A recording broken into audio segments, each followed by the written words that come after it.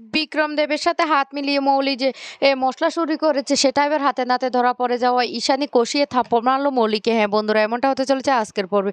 বিস্তারিত জানতে ভিডিওটিতে লাইক দিয়ে চ্যানেলটিকে সাবস্ক্রাইব করে পুরো ভিডিওটি তোমরা দেখতে থাকো। গল্পের শুরুতে আমরা দেখতে পারবো সবাই যখন একসাথে বসে তখনই হঠাৎ করে বাণী মৌলিকে জিজ্ঞাসা করতে থাকে বিক্রম দেবের সাথে তার কিসের সম্পর্ক। তখন মৌলি মিথ্যে কথা বলে আর বলতে লাগলো আমার সাথে বিক্রম দেবের কোনো সম্পর্ক নেই। তখন বাণী বলতে লাগলো সত্যি বলছো তো?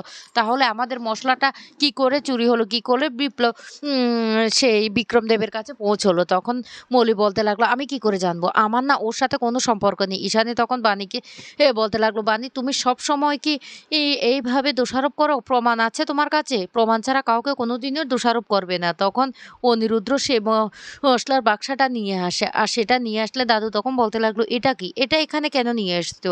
অনিরুদ্র তখন বলতে লাগলো দেখো না, এটা হলো বিক্রম দেবের মশলার বাক্স, আর এটা এখানে কি করে এলো সেটা জিজ্ঞেস করো তো মৌলিকে। মৌলি তখন কোনো কথাই বলে না। তখন নয়নতারা দেবী বলতে লাগলো আমি আমি দেখে ফেলেছি এই মশলার বাক্সাটা মৌলির ঘরে আমি দেখে ফেলেছি। মৌলি যখন মশলার বাক্সাটা খুলছিল তখনই নয়নতারা দেবী সেখানে গিয়ে দেখে পেলে। আর তখন কি বলবে মৌলি কিছু বুঝতে পারে না। মৌলি চুপচাপ দাঁড়িয়ে থাকে। মৌলির বাবা পিনাকে তখন বলতে লাগলো মৌলি তোমাকে একটা কথা জিজ্ঞেস করছি তো, ওই মশলার বাক্সা তোমার ঘরে কি করে এলো বলো? ঈশানী তখন বলতে লাগলো মৌলি এখনো যদি সত্যি করে কিছু জেনে থাকো তাহলে সত্যিটা বলে দাও, চুপ করে থেকো না। পিনাকি তখন বলতে লাগলো তোমাকে তো কিছু জিজ্ঞেস করছি, তুমি সত্যিটা বলবে কি বলবে না? তখন মৌলি বলতে লাগলো বিশ্বাস করো, বিশ্বাস করো আমি কিছুই জানি না। তখন নয়নতারা দেবী বলতে লাগলো তাহলে তোমার ঘরে ওই মশলার বাক্সা এলো কি করে?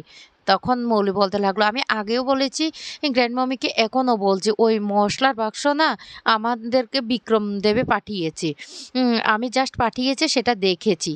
তখন নয়নতারা দেবী তখন বলতে লাগলো মশলার বাক্স যদি পাঠিয়ে থাকে তাহলে তাহলে তুমি কাউকে বলনি কেন? দাদু তখন বলতে লাগলো হ্যাঁ একদম ঠিক কথা, এতদিন যদি তোমার কাছে ওই মশলার বাক্সটা এসেই থাকে তাহলে দিদিভাই তুমি আমাদের কারোর সাথে কেন আলোচনা করনি?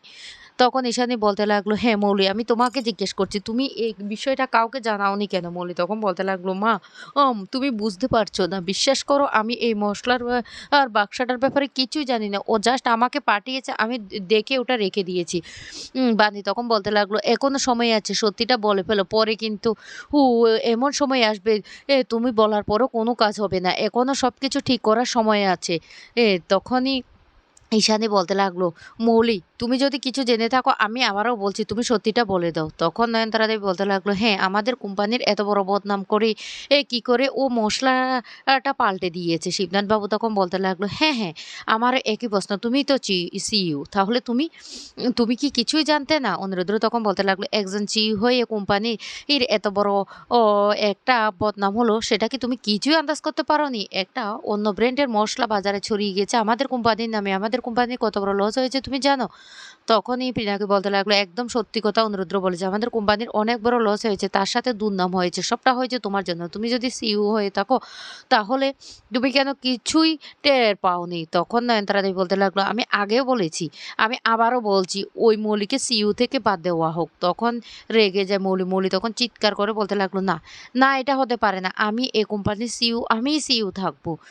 নয়নতারা দেবী তখন বলতে লাগলো ও তুমি সিইও হয়ে কি হচ্ছে সেটা তো দেখতে পাচ্ছি, আগেও দেখতে পাচ্ছি আর এখনো কি হচ্ছে সেটা দেখতে পাচ্ছি।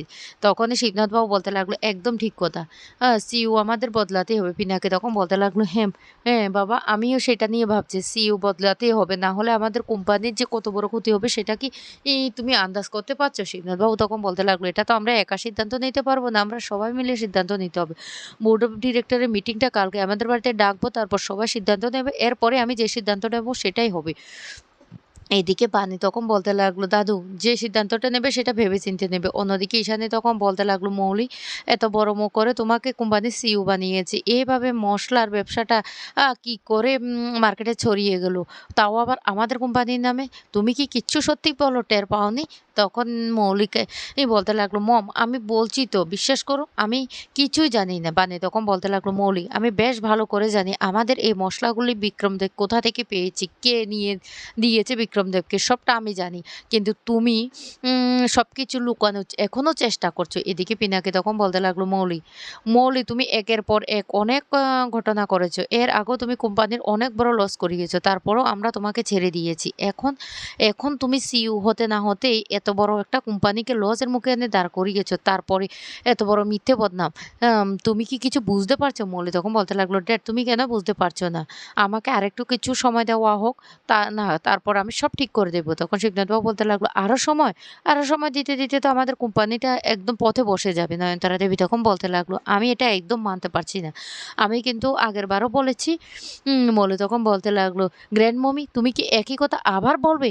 আবার বলা শুরু করবে?" নয়নতারা দেবী তখন বলতে লাগলো, "হ্যাঁ, বলব তো, বলব। তোমাকে সিইও দিয়ে বানানোর পর আমাদের কোম্পানির কি অবস্থা হয়েছে, কোথায় গিয়ে দাঁড়িয়েছে সেটা তো আমি দেখতেই পাচ্ছি।" এদিকে দেখা যায় উম হ্যাঁ, বিক্রমবাবু কথা বলতে থাকে বিভিন্ন শেয়ার পার্টনারদের সাথে। সবাই তাদের শেয়ার তুলে নিতে চাইছে। বিক্রমবাবু কি করবে কিছু বুঝতে পারে না। আর তখনই মৌলি লুকিয়ে দেখা করতে আসে বিক্রমবাবুর সাথে। এদিকে ঈশানীও অ মৌলির পিছন, পিছন আসে। কিন্তু ঈশানী সেটা মৌলি সেটা জানতো না। আর মৌলি এসে যখন বিক্রমবাবুর সাথে কথা বলতে থাকে, ঈশানী সবটা শুনে পেলে। ঈশানী তখন প্রচণ্ড রেগে যায় আর বলতে লাগলো, "মৌলি, মৌলি আমি তোমাকে বিশ্বাস করেছিলাম। বাড়ির সবার বিরুদ্ধে গিয়ে তোমাকে সিইও বানাতে আমি সাহায্য করেছিলাম। আর এখন এখন তুমি আমাদের সে কোম্পানিটাকে লসের মুখে দাঁড় করানোর চেষ্টা করছো। তুমি বিক্রম দেবের সাথে হাত মিলিয়েছো।" মৌলি কান্নাকাটি শুরু করে। কিন্তু ঈশানী কোনো কথাই না শুনে মৌলির গালে ঠাস, ঠাস করে চড় লাগিয়ে দেয় আর বলতে লাগলো, "আমি আর তোমাকে তোমাকে বিশ্বাস করি না।" তো বন্ধুরা কেমন লাগলো আজকের